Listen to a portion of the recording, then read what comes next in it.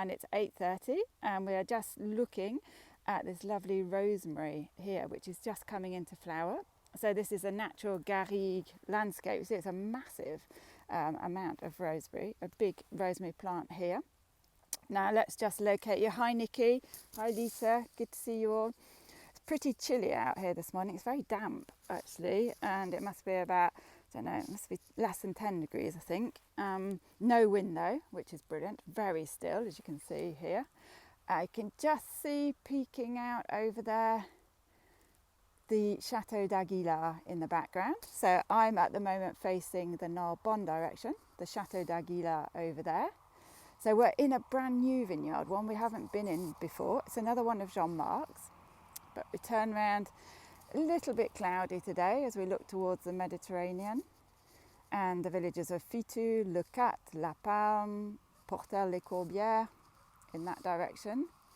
So it's cloudy, but it's still absolutely gorgeous this morning. And then panning round, we're looking over now over to the Roussillon.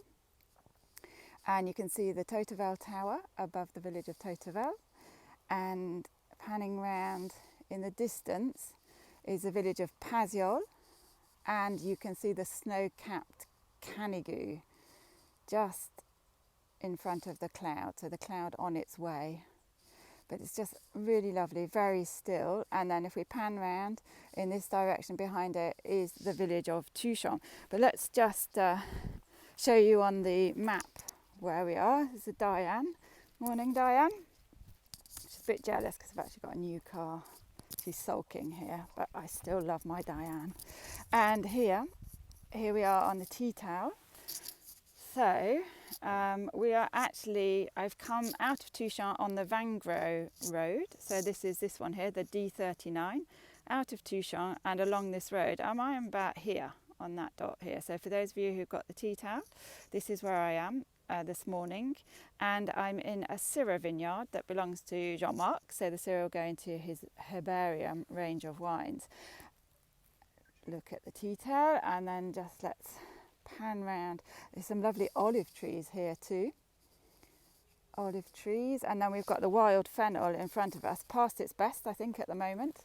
If you look at the wild fennel, it just still looks lovely though, so pretty.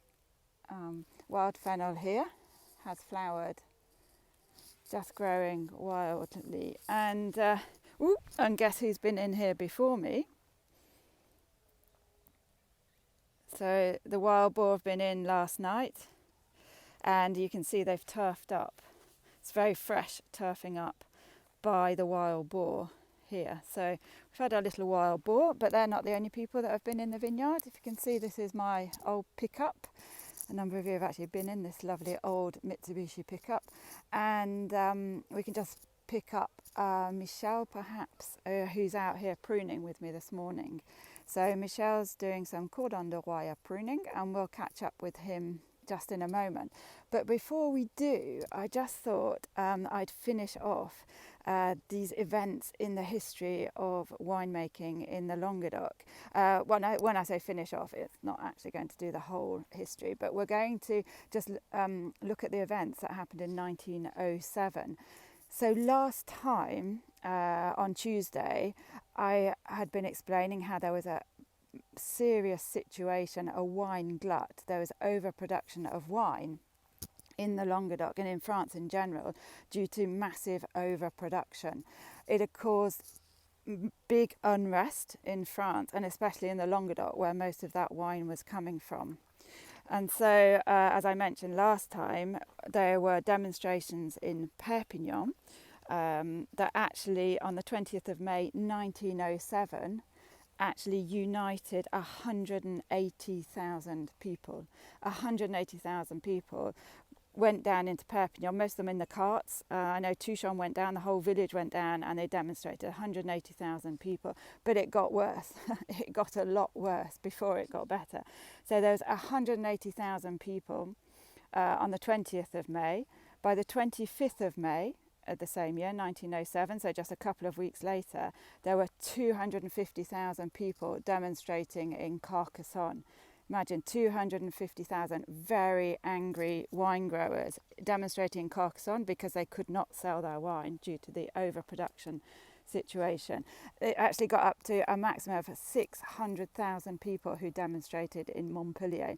So you can imagine just really turbulent times, big unrest in the world of viticulture, and lots of angry, very angry farmers.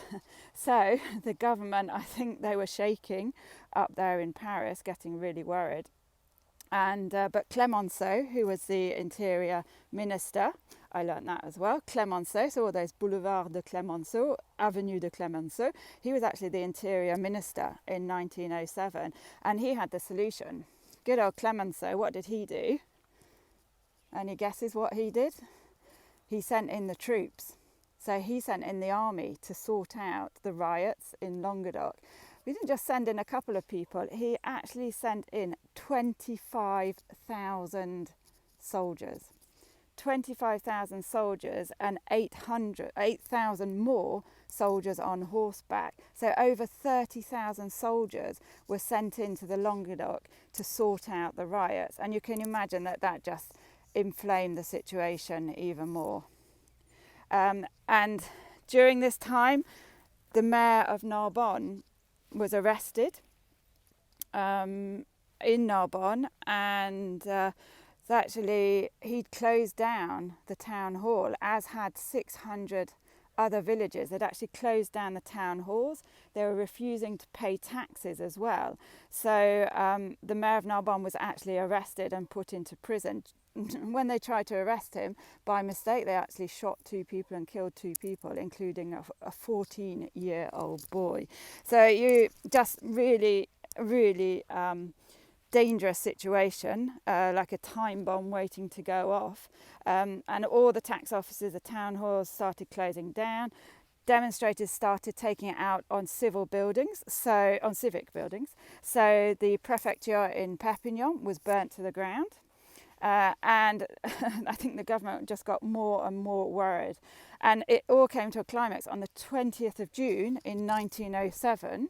Let's see if I can walk down here. Look at the stones here. 20th of June 1907.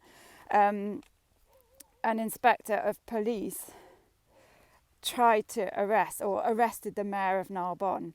And he, during that, the man who'd arrested the mayor of Narbonne previous days, inspector of police, on the 20th of June, he was actually almost lynched by the demonstrating crowds. So the police officer who had arrested the mayor of Narbonne a couple of days earlier was almost lynched by the crowd in Narbonne that had gathered to demonstrate. And unfortunately, to prevent that happening, the troops shot, and they just shot randomly into the crowd to save him, and in doing so they killed 5 people and injured 33. So amongst those 5 people they killed a 20-year-old woman as well. And that was just must have been disastrous end to the demonstrations, and the government really needed to do something about it. So they asked for the organizer of the first riots, a man called Marcelin Albert, to come up to Paris to negotiate.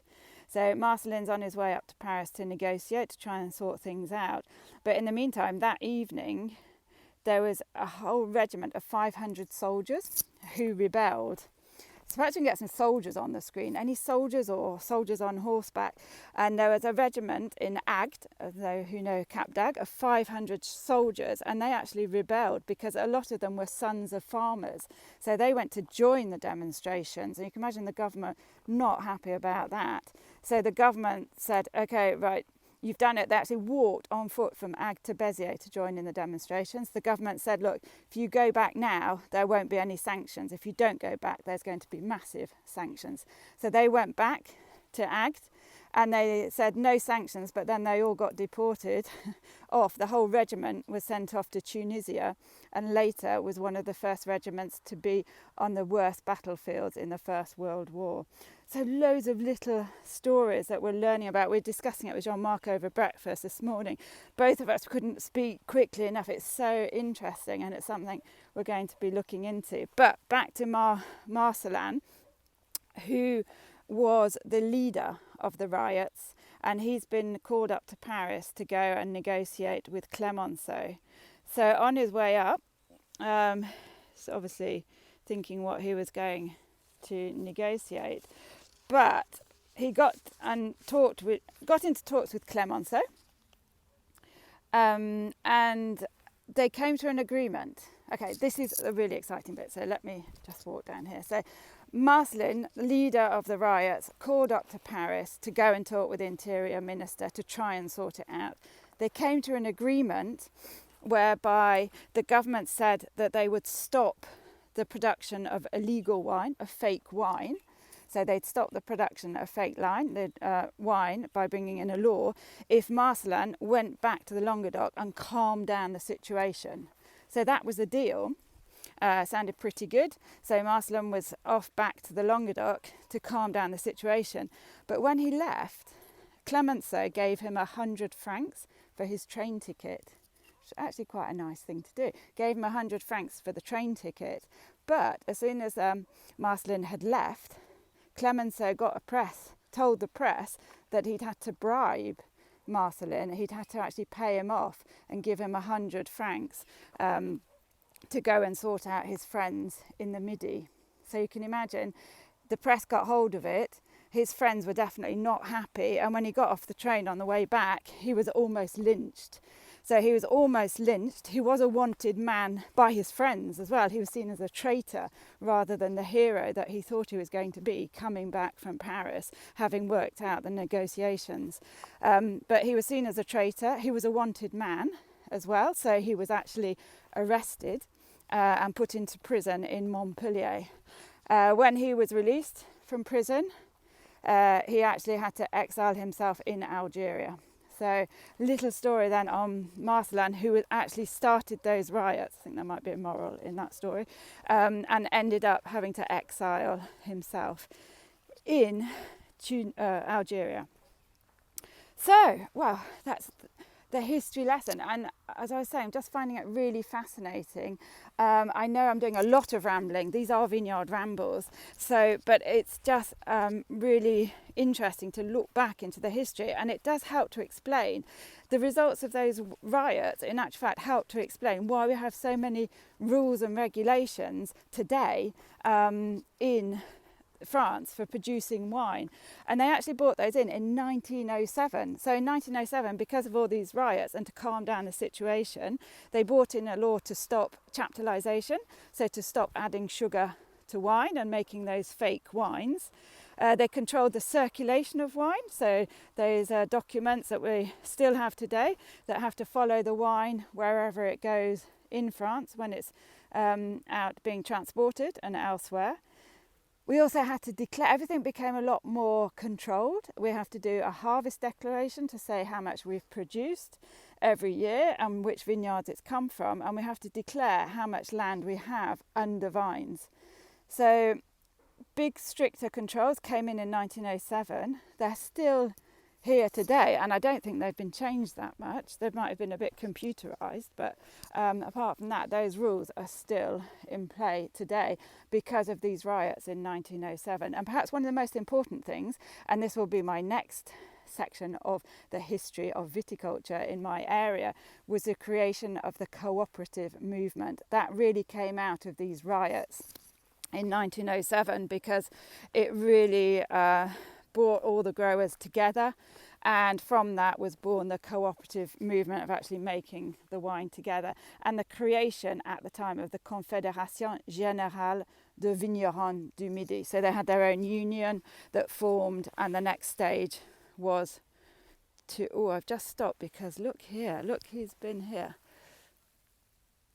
A wonderful wild boar footprint. Yeah, Urban Wine Geek, thanks. It is interesting. It's quite heavy going on the history, but it explains so much of the world of wine in France today as well.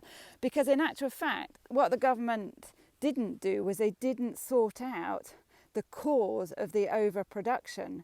And that meant that the overproduction continued up until the 1970s, and they coped with it by distilling the excess of wine. So rather than sorting it out the problem at the heart of it, where they needed to at the beginning, they actually sort it out at the end when it's made, and they distill it and control production in that way. So they never really sorted it out, and which means that the price of wine in France up until the 1970s really fluctuated because of the overproduction. Just looking for Michelle down here. Because of the overproduction. So it does have consequences today on wine production and just the mentality of growers and the history repeating itself, I suppose. So here we are. The next little snippet of history will be on the cooperatives, and here we are. I'm going to try and find Michelle. If anybody's got any questions as well, so I'll give you a question. Okay, the first person to tell me what type of pruning method this vine is, I think today is going to win a t-shirt. So a t-shirt up for grabs. If you can tell me and spell it right, what is the type of pruning method that has been used? No, it's not gobelet, Karen, not gobelet. Almost, Steve. There's one letter missing. Yes, almost. I'm looking for 3 words in the answer. So you're getting, is anybody going to get the full answer that I was looking for? If not the one that spelt it right first, I'm still going to... Cordon de Royer. So it's Cordon de Royer. So that was G.P. Mulford, got it correct firstly, but I am going to give some runner-up prizes to you who almost got it right as well. So watch out for the wild herbs in the post. I'll check back on here, but J.P. Moulton, if you can send me your address, and anybody else who thinks they deserve some wild herbs because they almost got the question right, just direct message me your address and I'll send you some goodies in the post. It's almost Christmas, so some goodies in the post. If you feel that you got that question right and I didn't see it, I'll send you some runners-up prizes. Just direct message me. Cordon de Royer. Royer is the name of the village where that method was developed, just in case you're interested. And cordon means a cord or a bit of rope. So that's referring to the shape. It's like a bit of rope, sort of, a cord. And have I gone up the right? Where is Michelle? I can't see him. Can anybody see? I can hear him. Which way is he going? So, oh, yes, I'm in the right way. So, and if we look at the soils here, you can see nice rounded pebbles almost, because we are next to a river. So this would have been on the riverbed. And the river is just behind these. I know they're not bamboo.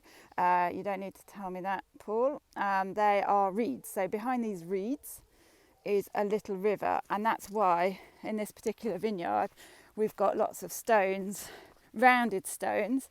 And it is quite clayey and sediment. It's sort of alluvial deposit in this vineyard. And it's Syrah, Jean-Marc's Syrah that goes into his herbarium wines. It's machine harvested. Very much easier to look after here because it's on wires, so easy to plough. The rows are planted at the distance you can actually get the tractor in, as opposed to mine that are actually planted a horse width apart. So nice, logical, sensible vines belonging to Jean-Marc. Here you can see machine harvested, because we've still got the raffles, or the raffles, or the stalks are still on the vines, and we're just going to end up, if you've got any questions, just pop them in the box. Oh, while I'm walking up here to see Michelle, we're going to have a special guest and guess that wine on Tuesday. So we're going to have special guest Joe Simon, and we're going to be guessing the wine with Joe at 9 o'clock on next Tuesday. So look out for that, put it in your diaries, and there it's to win, to actually win the bottle of wine that Joe will be tasting. So big surprise there. Oh, I've come up the wrong no, I haven't, row. So put that in your diaries for next Tuesday. It's going to be Guess the Wine. And here's Michel. Bonjour Michel. Bonjour. Ça va bien, ouais, ça va bien. Bon, j'ai quelques personnes là qui nous regardent et on voulait... Attends, je vais lever ça. Oups. On voulait juste te voir tailler, en fait. Et là, c'est de la syrah, c'est ça? Syrah sur cordon. Sur cordon de Roya, ça. Ok, ouais. Super. Et là, il y en a combien dans la vigne de pieds de vigne? De pieds. Là, il doit y avoir dans les 3000, 3500. 3000. So about 3500 vines. Et ça va te prendre combien de temps pour... 4 jours. 4 days. Ouais, c'est ça. 500 par jour, à peu près. So 4 days pruning. So here's Michel just off to, I'm actually in the wrong row, but to prune. So he's got his electric scissors here. He's also got a protective glove on, which is a good idea. But he's got special scissors that actually he programs them in the morning and he touches his hand on the blades and that programs them not to cut his hands. They will actually block if by chance his hand gets in the way. C'est ça, Michel, que tes ciseaux, ils se bloquent si tu mets de la main. Ouais, mais tu vas faire... Oh, right, let's get close up of that. I was a bit worried about that, but here's the close up. So you see the... Right, tu peux répéter, right? That's working here, and as soon as he puts it near his hand, it blocks. Excellent. That's quite reassuring to know, Michel. Brilliant. Security. Security, yeah. Good security in this, for this. So as Michel continues pruning, tu laisses combien de coursants? 5, 6. So he's leaving 5 or 6 spurs, as we saw in Jean-Marc's masterclass, and then 5, 6 spurs, and then 2 buds or eyes on those spurs, which will grow up with the grapes for next year. Ouais, faut faire attention de ne pas couper les fils. Be careful not to cut the wires. Ça s'arrête aussi. Oh, so his scissors as well. So be careful, don't cut the wires. But in actual fact, those electric scissors, they will block. Basically, they block if they're up against anything but the branches. So if you get a wire in the way, the scissors will actually block and you won't be able to cut them. Fascinating. Right, let me have a look. Bah, merci Michel. Moi, j'ai des petites questions, donc je continue à me parler tout seul. So, Nick, thanks for this question. I'm glad you're enjoying the history. And was it easy to find it all out?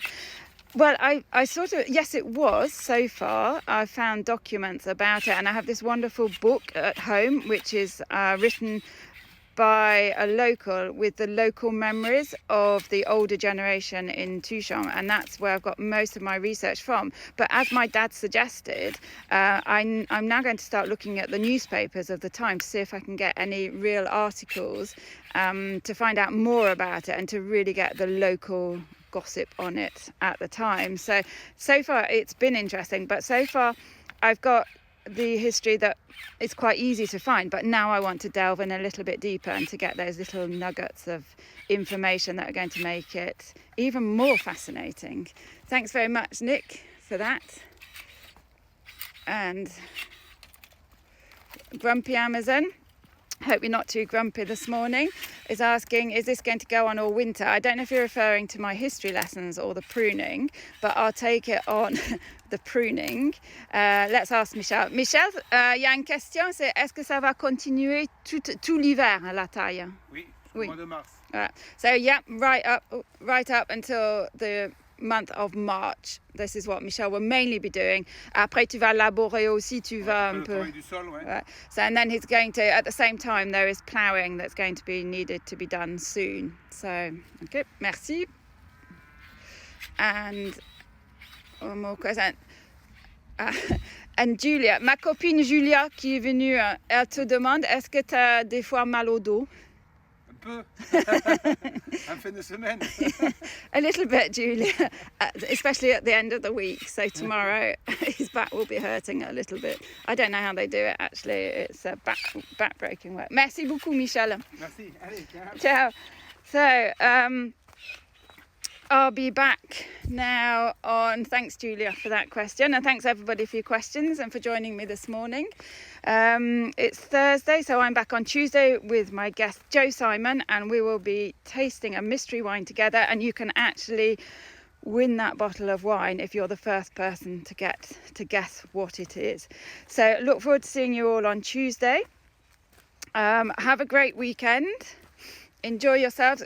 Special hello to people from the Upton Wine Club who I joined last night on a Zoom tasting, and that makes me think, if any of you are in wine clubs and you think you might like to have a Zoom tasting, then that can be organised. Just drop me a message, or perhaps I ought to organise a Ramblers Zoom tasting. What do you think? Ramblers Zoom tasting one evening coming up to Christmas. I wonder how we could organise that. I'm going to try and do it.